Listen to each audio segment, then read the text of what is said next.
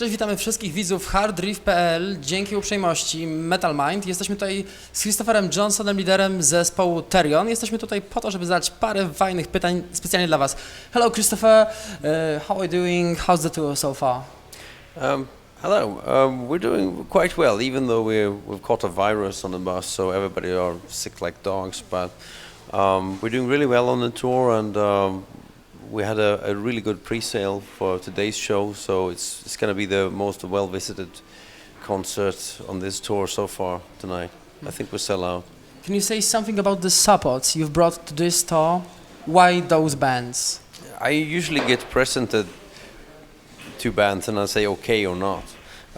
It's not like I sit and listen through hundreds of CDs and then choose some support. It's usually record company politics and that sort of stuff, and booking agents sometimes have suggestions, and in the end the management give me a suggestion. You want to have these bands, are they okay? And I listen to it, and if they're okay, then I say yeah, sure, let's have them. So let's talk about the new album. During one of the interviews you've said that due to the lack of the trust you've had to build the distribution network for this album all by yourself. So how was it to do all this stuff that is usually done by the record company all by yourself? A lot of work to build up a record company in 2 weeks' time, yeah, a one-man company. Interesting thing is that with the pre-sales I have, I've already almost sold as much as Citroara from my own label. So the interest for the record has been really good, and it's an art project which this album is a part of, and there's a lot of social behavior and mass psychology into this. So I've been relying a lot on the fact that there's a lot of people who's gonna dislike a controversial album, so they're gonna talk so much shit on it, of it on the internet, that they're gonna promote it. See, everybody gets so curious when there's a lot of negative publicity that they're like, I really have to check this out. What the fuck are they doing? I must hear this. So I've spent so far €0 on promotion. All these idiots who are slagging us off on internet, they are basically working for free for me. So I'm just taking advantage out of all these years of experience, knowing how idiots react on the internet and social behavior, and like pushing it, trying to make it worse, you know. So probably I'll have to send some sort of thank letter to them or something later, and then especially those first reviews that were really negative, I'm gonna send a dedicated CD to them later, thanking them for helping us with the sales. And now I would say 75% of the reviews are really positive, but the first reactions were so negative, and this is how you really kickstart something. Everybody must have an opinion, and everybody's like, I have to hear this. It's like this actually shit album by Metallica, this Lulu. Everybody's like, what the fuck, I must hear this with my own ears. What is I'm the Table shit, I must hear this. Unfortunately for Metallica, it's a crap album that nobody wants. Lou Reed is, anything he touched turns to shit. I hate Lou Reed. So I was very curious on hearing that. I really hate Lou Reed. So people would of course be afraid that this would be a Therion Lulu or whatever, so everybody with an internet connection that ever heard about Therion immediately downloaded it and checked it out. So this was according to the plan, and as I said, it's a part of the art project. I could have written down many of these comments in advance, put it in a sealed letter, giving it to a lawyer, and said, open this publicly after the release. And you could have read it today, and 90% of the comments would have been there. So I'm using the predictability of the internet assholes in a very smart way. So I've spent €10,000 all in all, except 75,000 euros for the actual recording, and I spent another €10,000 to build up company and to pay off people to do certain things, like helping me set up interviews and that sort of stuff, doing the video clips. About the videos, I have to ask you something, because two of your new videos seem to show the same party at different points.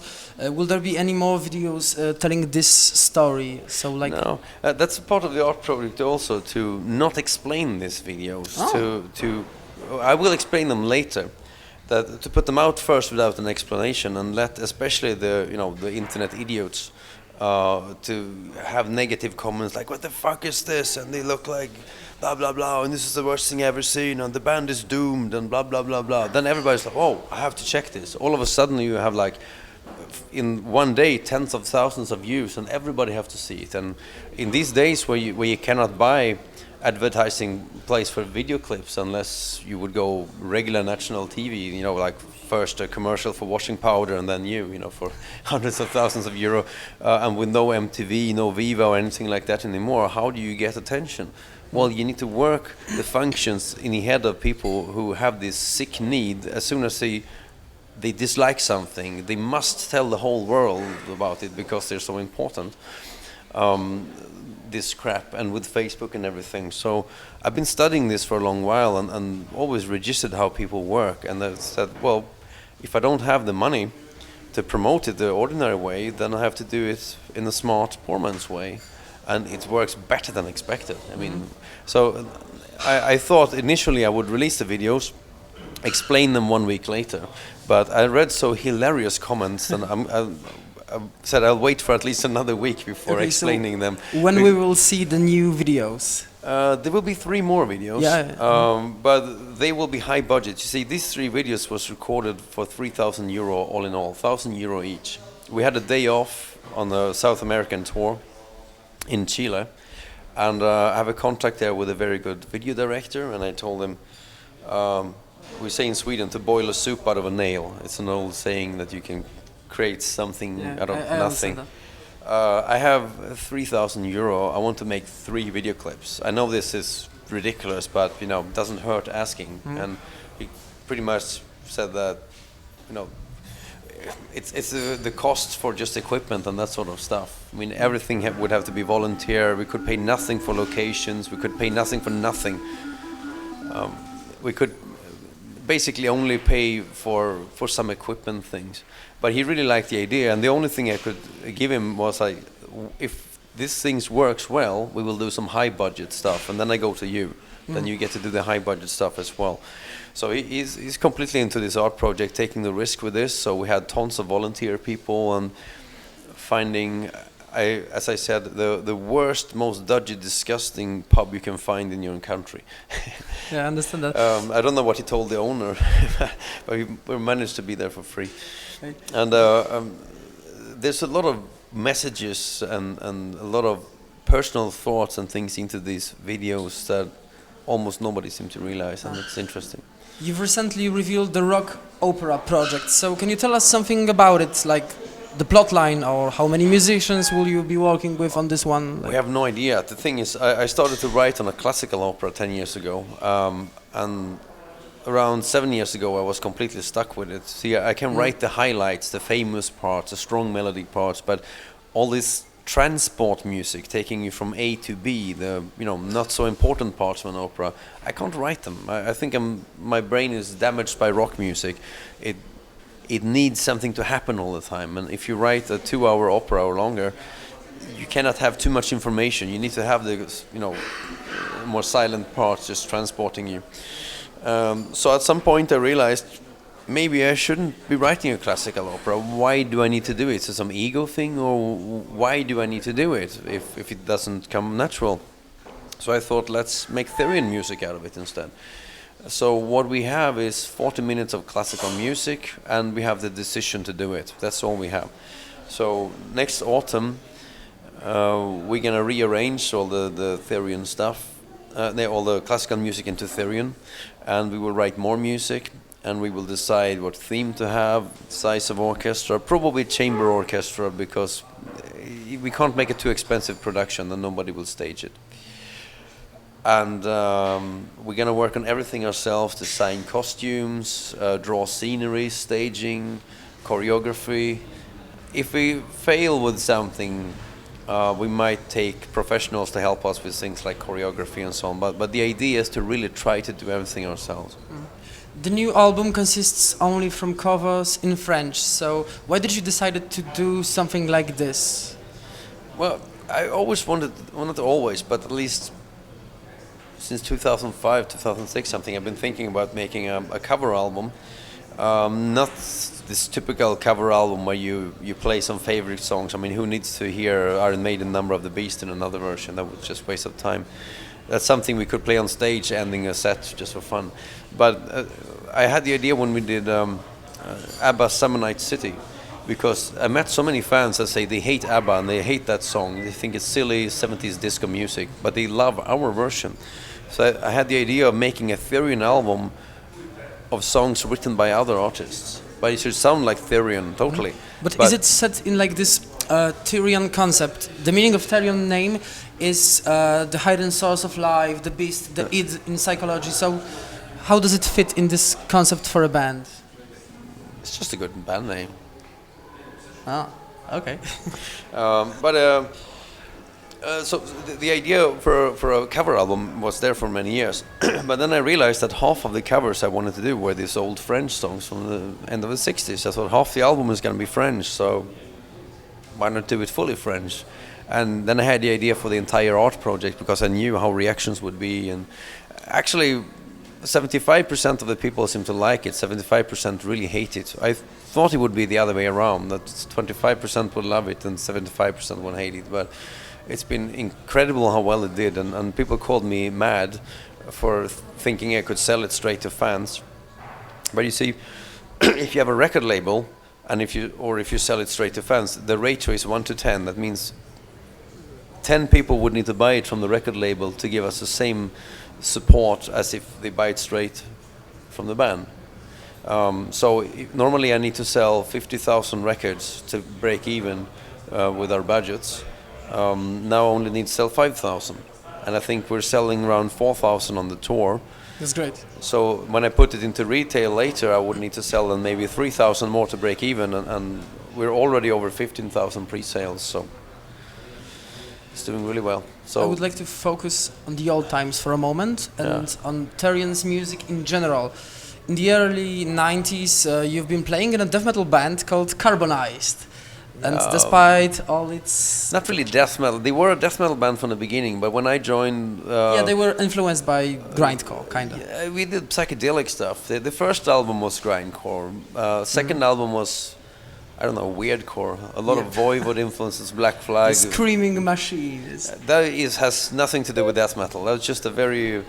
At that time, probably the weirdest album ever recorded. But this band held such a potential, and why do you think it kind of didn't make it? And do you even consider returning to this kind of music? You're the first one ever in the history of music to say it has so much potential. I remember. No, I'm not the first one. We shipped 3,000 copies of Screaming Machines, and we had 1,000 returns. That means 1/3 of the pressing was returned because they're like, we can't sell this. And even when he was released, because we recorded it, and it was unreleased for 3 years until we finally had it out. So imagine if it would have been released in, when was it, 93 when we recorded it. It's just too weird. Even today, if you play it, people are like, it's too weird to listen to. No, it's not too weird. Maybe in 25 years or something, I don't know. Okay, there were many musicians playing with you and in Therion throughout the years. Which of them do you miss the most and why? So many good musicians. I don't know if there's any particular I miss more. I mean, everybody I played with were good friends, and they all contributed with something important to the band in its own time. I mean, the Niemann brothers were in the band for a very long time, and it was not so long ago since they parted from the band. So, yeah, I really miss them. And as we spoke about earlier, Piotr Wawrzyniuk is a very good friend. But we kind of lost contact the last few years. He did a few guest appearances with us. Last time was for the 20-year anniversary. And what about Lars Rosenberg? Because do you keep in touch with him? No, we completely lost contact. We were not enemies in any way when he left, but there was a bitterness because he really, really didn't like what we were doing. He hated Tele full-hearted. He thought this opera thing was total shit. He just hated it, and he was very alcoholized, and we had to fire him in the end. And of course, if you fire somebody that is a friend, there are some hurt feelings. We shook hands when we said like, okay, no bullshit. Let's go as friends. But it's of course some bitterness still there, especially because we were breaking and became a very big band. And yeah, but he has his entombed, so Is what? Entombed. He's not back in Entombed, is he? No, he is not. No, I think so. He's, as far as I know, he didn't do We anything. had it, kind of. Yeah, but that was before Therion. He was fired from there as well because drinking problems. So Okay.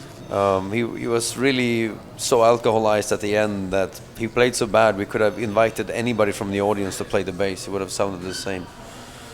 No, I don't know what it is with bass players because Nally, our bass player now, he had a very tough alcohol problems for many years also. But he's been clean now for a year and he's doing really, really well.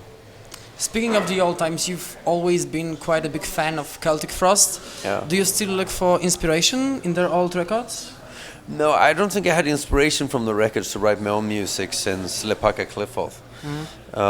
Because we took the concept much further than what they did.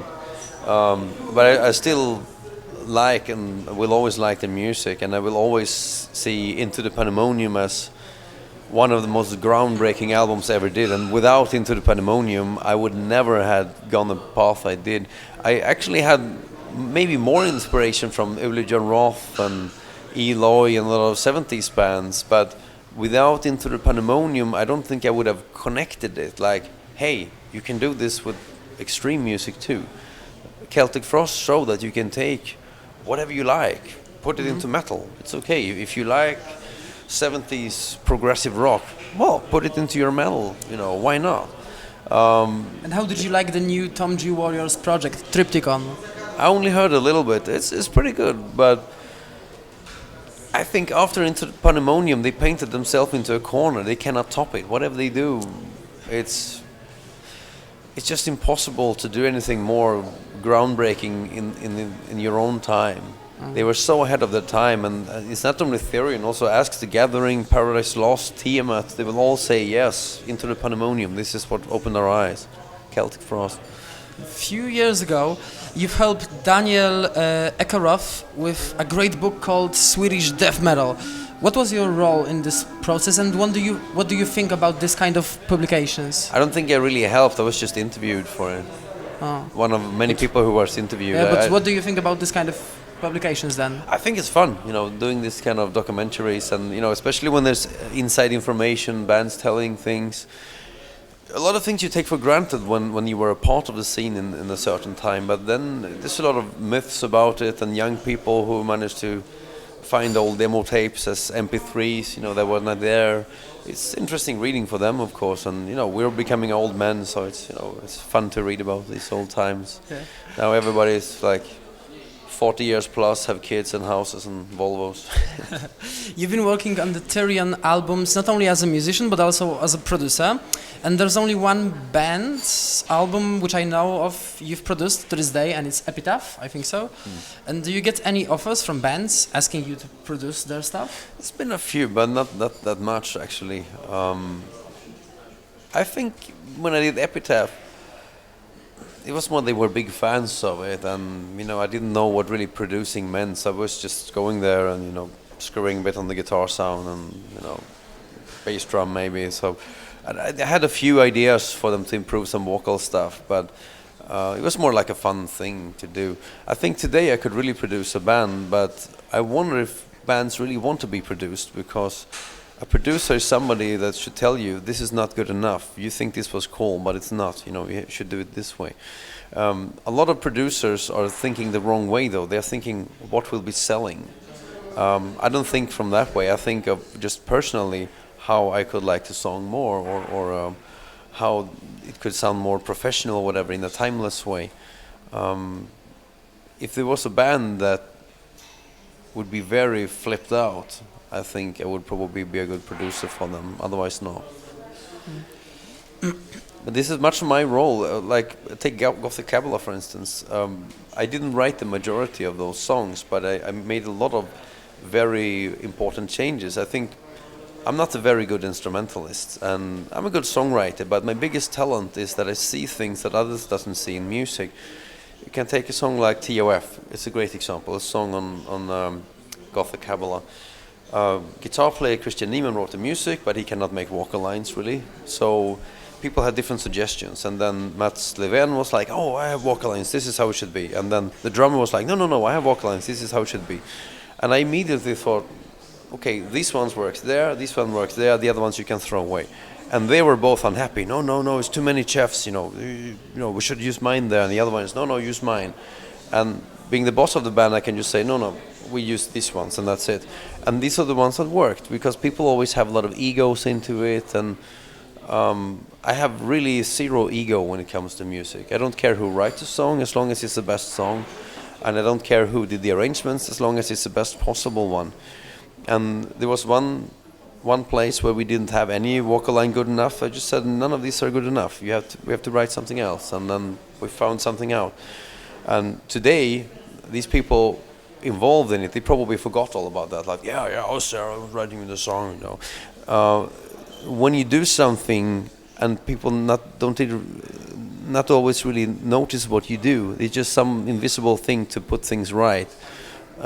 This, I think, is my biggest talent, because this is what I'm really good at, to hear and see things that others don't find obvious.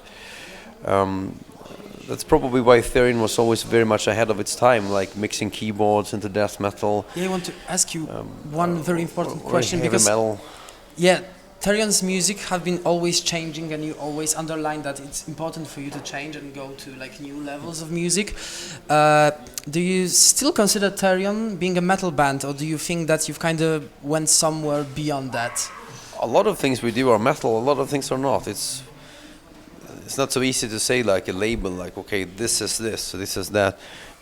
It's from a song to song point of view. If you listen to a song like Lemuria, for instance, it could have been written in the 70s and played by some symphonic rock band. Totally. Take a song like Dreams of Swedenborg. It has some Jimi Hendrix type of stuff, some British Manchester rock stuff, and then he has some gothic metal stuff mixed. Since we're speaking about that record, Lemuria, take another song. We have a Typhoon, sounds very modern metal with some Voivod influences. The last song, Prometheus and Fessel, this Leibach inspired. Maybe it sounds more Rammstein to people, but it's very industrial. It's all on the same record. So I never had the limitation that we need to sound like in a certain way. Whatever we like, we do. Sometimes it's total metal, sometimes it has nothing to do with metal. Oh, I understand that. It's just music we like. The last question for you. There was a time when Therion wasn't that big a name, and you guys have to do normal jobs, and on the other hand, even now when Therion is that big, you don't spend like all the year in the bars or in the studio. So what do you do when you have few months off the music? Well, I've been building a house with my brother. Well, he did the building, but I did not a lot of drawing and decided how I wanted. It's a really big house in the forest and a separate building for the studio. So this has occupied me a lot lately. We started in 2008, I think. I bought ground. So it's been a project of mine for many years now. I like sitting in my library, reading books, listening to music. There's a lot of office work also, because I'm not doing the management for Therion, but I'm always present in all business decisions. They're doing a lot of the paperwork for it, financial stuff. So this is occupying much of my time. I became a father 4 years ago, so having a small kid is taking a lot of your time. And I separated with my girlfriend at the time 2 years ago, so every second week I'm a sole parent. With a little kid that takes a lot of time, so I do a lot of cleaning, cooking, dishes, laundry, that stuff that probably fans don't want to hear about. But I'm a very self-made man. I believe in people that can work with their head and their hands. They rule the world. People who can only work with their hands or their head, they're always dependent on the other part. So I always do things myself, and I don't mind doing dirty work. Like earlier this summer, I wanted an apple tree, so I can pay somebody to come and plant an apple tree, or I can go and get one and do the work myself. It takes me 4 hours to fix it, but I'd rather do it myself. So I have a lot of things to work on with my yard and maintaining house and that sort of stuff. And I own a piece of land around the property as well, so I would like to grow some stuff. I like being in the nature, doing that sort of things. Okay, thank you for your time, Christofer. Dzięki, że nas oglądaliście. Pamiętajcie, żeby polubić Hardriff.pl i żeby podziękować Metal Mindowi za to, że pozwolili nam tutaj dzisiaj przeprowadzić wywiad z tym wspaniałym muzykiem. Dzięki, do zobaczenia. This is Christofer Johnsson from Therion. You're watching www.hardriff.pl and stay metal.